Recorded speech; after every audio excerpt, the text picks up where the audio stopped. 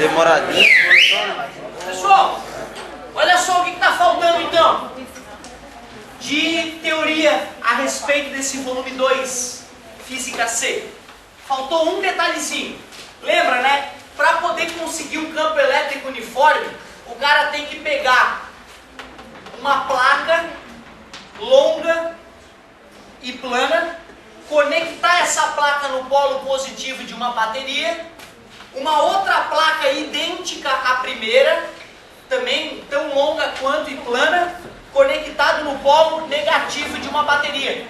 Nessa situação, se forma um campo elétrico entre as placas e um campo elétrico especial, que ele tem o mesmo valor em qualquer ponto. Como o campo elétrico sempre vai do mais para o menos, uma representação desse campo elétrico poderia ser feita dessa maneira.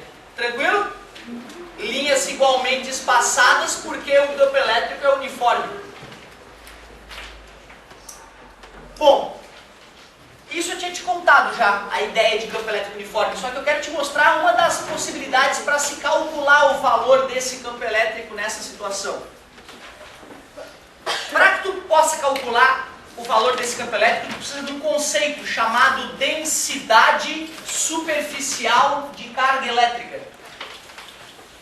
Densidade superficial de carga. O que é essa densidade superficial de carga que o pessoal chama de sigma, uma letrinha grega? Nada mais é que pegar o valor da carga que está armazenada, por exemplo, na placa e dividir isso pela área da placa. É como se tu fosse pegar as cargas e distribuir na área toda da placa. Então é isso. Densidade superficial de carga é tu pegar a quantidade de carga e dividir pela área da superfície do corpo. Q de quantidade de carga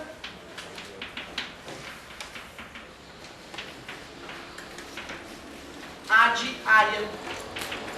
E já que é uma densidade superficial, é a área da superfície, ou área superficial. Como é que tu calcula o campo elétrico, então, a partir da densidade superficial de carga, que é um conceito que só vai voltar a aparecer para a gente lá no final da apostila?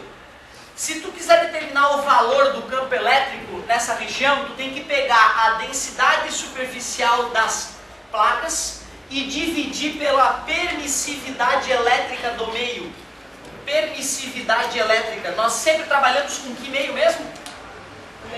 Vácuo ou ar, né? Que dá praticamente no mesmo. Então, aqui a gente considera que é vácuo ou ar e a permissividade elétrica é conhecida.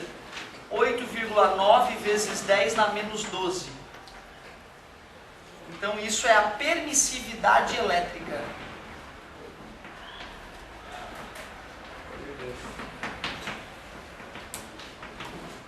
Ô, professor, isso aí estava bem no começo da apostila, por que tu deixou por último? Porque eu nunca vi cobrar praticamente isso em nenhuma questão vestibular, é uma raridade aparecer isso. Né? Eu fiz uma questão ou duas ao longo da minha vida toda a respeito disso, foi muito.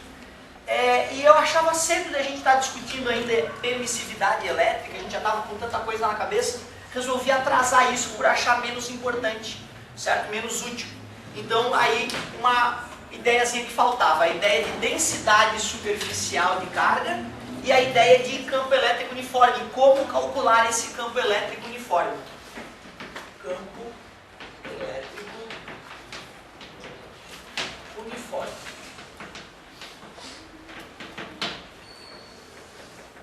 Só tem um lado bom do campo elétrico uniforme, cara, se tu for pensar. A única coisa boa quando tu trabalha com campo elétrico uniforme é que fica mais fácil do que nunca relacionar campo elétrico com potencial elétrico. Deixa eu te exemplificar do que eu estou falando ali. Imagina que eu vou pegar uma partícula e vou deslocar ela dentro de um campo elétrico uniforme. Aí tem uma certa vantagem nisso. Dá uma olhada dentro da aula.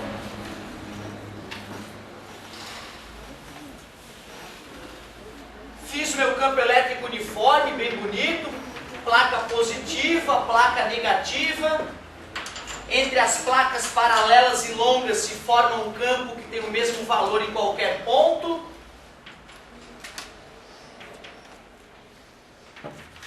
E eu até te dou o valor desse campo. O valor do campo é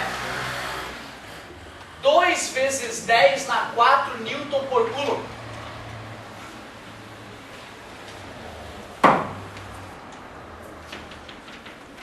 E eu vou deslocar uma partícula de A para B, uma partícula positiva de A para B.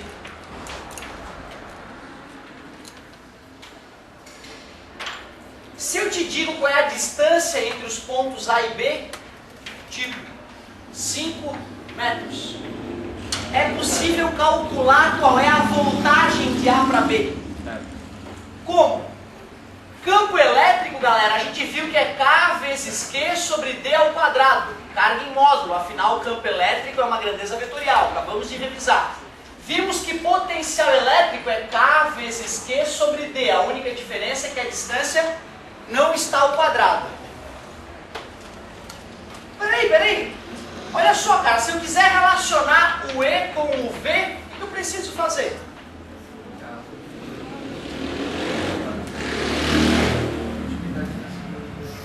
O que eu preciso fazer com o E para que ele fique igual ao V? Dá uma olhada. Basta multiplicar pela distância, porque aí corta a distância de cima com ao quadrado e fica igualzinho ao V, não é isso? Então, olhando para as duas fórmulas, fica fácil enxergar isso. Eu lembro que meu professor me mostrou isso, mas ele não me avisou, Otávio, só usa essa relação quando o campo for uniforme. Essa relação aqui mágica, que relaciona campo elétrico com potencial elétrico, só serve para campo elétrico só para campo uniforme. Se tu for usar em outro lugar, vai dar errado. E nesse caso, então, o campo elétrico vezes a distância de A para B é igual à voltagem de A para B. Então vamos lá, vamos calcular a voltagem de A para B. O campo elétrico é 2 vezes 10 na 4. E qual é a distância? 5. Pronto, multiplicou, vai ficar 10 na 5, né? 10 na 5 volts. Ô, professor, vacalhou, hein?